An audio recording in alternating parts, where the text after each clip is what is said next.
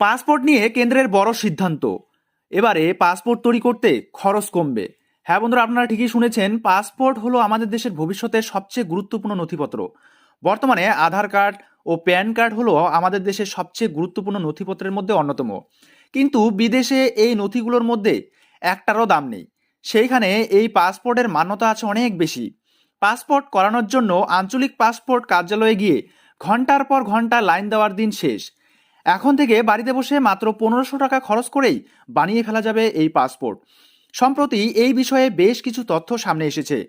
বর্তমানে অনেকেই চাকরি, ব্যবসা, পড়াশোনা কিংবা ভ্রমণ সহ ইত্যাদি কারণেই বিদেশে পাড়ি দিয়ে থাকেন। কিন্তু এই বিদেশে যাওয়ার জন্য সবথেকে প্রয়োজনীয় হলো পাসপোর্ট। আর পাসপোর্ট বানানোর জন্য দেশের মানুষকে বিভিন্ন সমস্যার সম্মুখীন হতে হতো। সর্বোপরি আঞ্চলিক পাসপোর্ট কার্যালয়ে বেশ কয়েক ঘন্টা লাইনে দাঁড়িয়ে থাকতে হতো। তবে এখন থেকে আর পাসপোর্ট বানানোর জন্য ঘন্টার পর ঘন্টা লাইনে দাঁড়াতে হবে না। মাত্র 1500 টাকা খরচ করে বাড়ি বসেই বানিয়ে ফেলা যাবে পাসপোর্ট।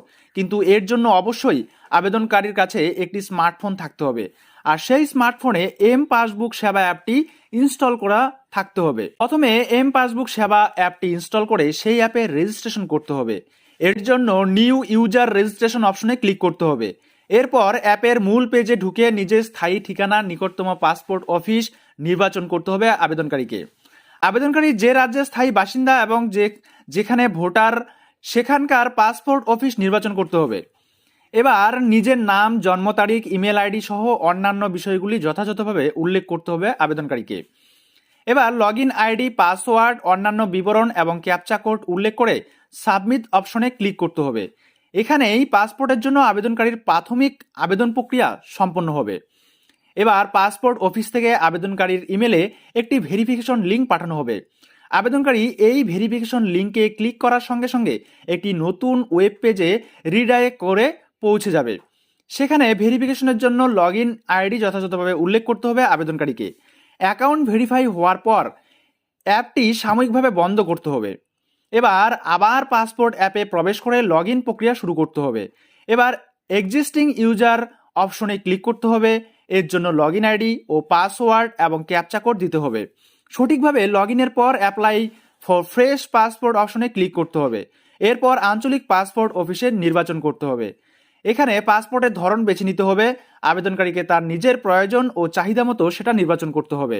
আর নিজের সম্পর্কে প্রয়োজনীয় তথ্য যথাযথভাবে দিতে হবে। পারিবারিক বিবরণ দিতে হবে, পাশাপাশি ঠিকানা সম্পর্কিত তথ্য বিস্তারিতভাবে উল্লেখ করতে হবে। জরুরি পরিস্থিতিতে কে আবেদনকারীকে সাহায্য করতে পারে তার বিবরণ দিতে হবে। শেষে পাসপোর্ট ফি বাবদ 1500 টাকা পেমেন্ট করতে হবে এবং অ্যাপয়েন্টমেন্ট ঠিক করতে হবে। এবার নির্ধারিত দিনে পাসপোর্ট কেন্দ্রে যেতে হবে। উল্লেখ্য, এরই মাঝে স্থানীয় থানার আবেদনকারীর পাসপোর্ট ভেরিফিকেশনের প্রক্রিয়া হবে। এই বিষয়টি পাসপোর্ট অফিস থেকে তাকে জানিয়ে দেওয়া হবে। তাই অ্যাপের মাধ্যমে আবেদন করলেই যে পুরো পাসপোর্ট তৈরি হয়ে গেল তা কিন্তু নয়। এর মধ্যবর্তী প্রক্রিয়াগুলিও আবেদনকারীকে যথাযথভাবে সম্পন্ন করতে হবে, তবেই তিনি পাসপোর্ট পাবেন।